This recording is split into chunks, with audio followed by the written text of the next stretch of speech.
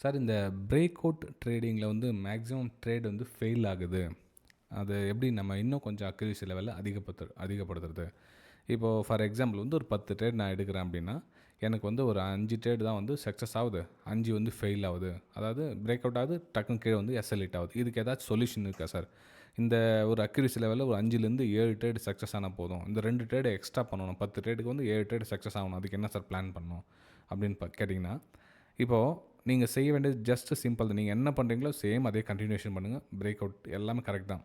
நீங்கள் ஜஸ்ட் என்ன பண்ணணுன்னா, அதுக்கு கீழே அந்த 200 EML லைன் போதான்னு பாருங்கள். அது இங்கே போனாலும் பரவாயில்ல, இங்கே போனாலும் பரவாயில்ல, எங்கே போனாலும் பரவாயில்ல, அதுக்கு கீழே வந்து அந்த ட்ரெண்ட் லைன் ஃபார்ம் ஆகுதுலையே, அதுக்கு கீழே வந்து 200 லைன் போதான்னு பாருங்கள்.